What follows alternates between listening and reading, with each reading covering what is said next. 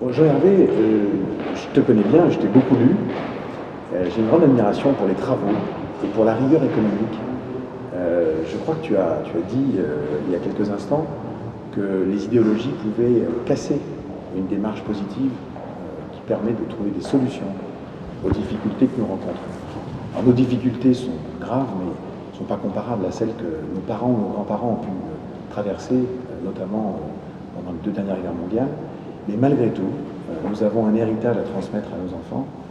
Et toi comme moi, on est passionné par l'économie et par les solutions sociales, éthiques, équitables, qui peuvent permettre d'obtenir un monde meilleur demain. C'est une utopie peut-être, mais j'espère qu'on la partage. Et j'aimerais savoir si de ton point de vue, on a vraiment tout essayé.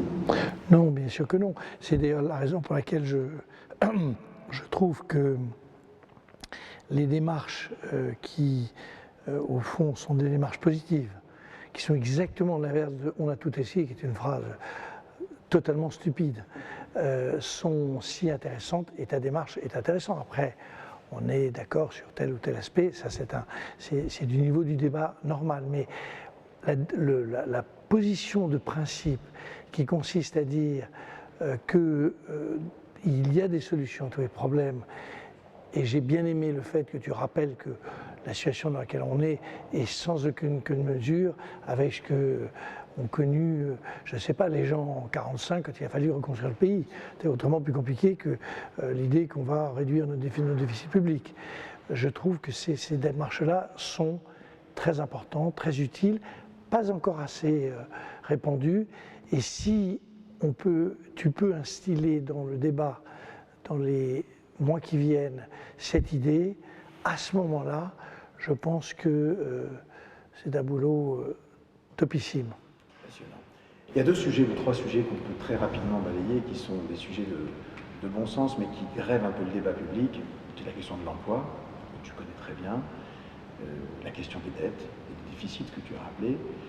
J'ai fait quelques propositions qui ont peut-être un peu choqué, ou qui ont mis en tous les cas sur la table des propositions un peu nouvelles. Je parle notamment de ces chômeurs indemnisés, qu'on peut appeler des salariés en panne d'emploi, pour lesquels je propose la possibilité pour quelques mois, pour les entreprises vertueuses, celles qui n'ont pas un mauvais comportement sur le plan du travail, de passer 3 mois, 6 mois, 9 mois dans l'entreprise pour offrir leur force de travail, presque au sens marxiste, et permettre ainsi d'améliorer la productivité et le coût de production de l'entreprise, et donc de relancer finalement eux-mêmes, mais aussi l'entreprise à laquelle ils apporteront cette force. Et cette idée a été un peu contestée quelque temps, puis elle est moins contestée aujourd'hui, mais elle mérite pour moi d'être creusée. Est-ce que tu vois à quoi je fais référence? Je vois très bien à quoi tu fais référence. Ce qui est évident, c'est que sur on va dire les 4 ou 5 grands sujets, il y a le fonctionnement du marché du travail, il y a la formation, il est dans le livre. Je rappelle, pour un gouvernement d'union nationale, où il y a des tas de propositions. Le problème de la dépense publique et son efficacité, le problème du financement de l'économie, qui est peut-être le problème le plus compliqué, etc., etc. Sur ces 4-5 sujets, il est évident qu'on ne peut pas faire avancer les choses si on n'a pas, au fond, des paradigmes ou des solutions un peu novatrices. Donc celles que tu proposes, et il y en a un bon paquet, il y a d'ailleurs un rassemblement de toutes les idées, elles sont toutes, j'allais dire, novatrices. Alors, dans le novatrice, ça ne veut pas dire que c'est forcément bien, mais ça signifie tout simplement que c'est comme ça qu'on peut poser des questions.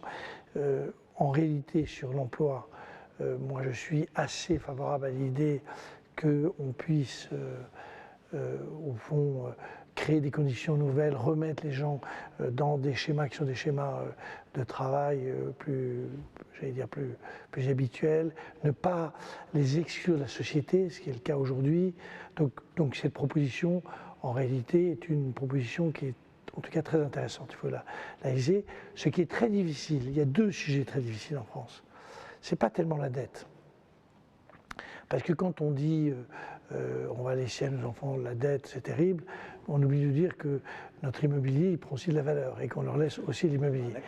Il y a un actif. Mais il y a deux sujets très très difficiles qui sont évoqués dans le livre, donc je suis tout à fait dans cette logique-là. C'est l'éducation. C'est l'éducation qui pose un problème majeur aujourd'hui, parce qu'au fond, il a quand même tendance à exclure. Soit il exclut, soit il écarte du marché du travail. Donc il y a quand même un problème majeur. Et le financement, pourquoi? Parce que 2/3 de l'épargne financière dans notre pays sont entre les mains des retraités. Tu parles des 4400 milliards d'épargne qu'il faut l'utiliser de manière plus astucieuse que ce qu'on fait aujourd'hui.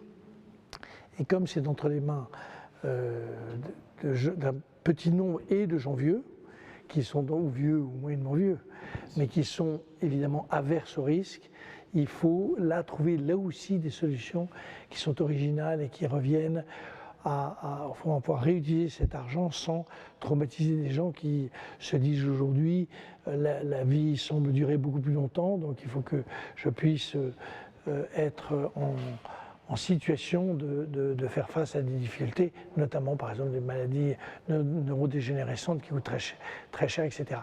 Donc ce que j'ai bien aimé dans cette démarche, c'est la démarche générale que j'aime bien chez toi, Olivier, c'est cette idée qu'aucun problème n'a pas de solution. Alors après, on peut discuter sur la solution, mais c'est cette idée que si on sort j'allais dire, de nos clivages traditionnels et des postures des uns des autres, si on se dit ce qu'il faut, c'est de l'intelligence, si on se dit que l'intelligence, elle est partagée, et qu'il y a des gens à gauche qui sont malins, des gens à droite qui sont malins, des gens au centre qui sont malins, et qu'au fond, ils ont un souci qui est quand même ton souci principal, c'est comment on défend les intérêts de notre pays.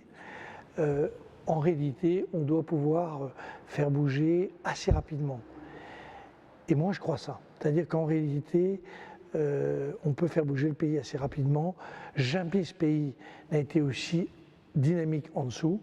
Tous ces jeunes, une pêche d'enfer.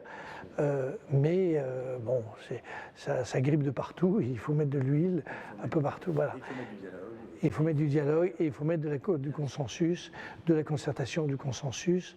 Et ce consensus, il est en réalité plus existant qu'il ne le fut jamais.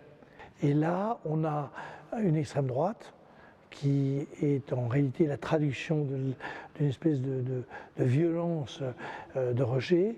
Et puis il y a une immense majorité de gens qui sont en gros convaincus qu'il faut faire, simplement comme on leur explique en permanence que c'est pas possible, que notre avenir est derrière nous, que c'est une succession de drames.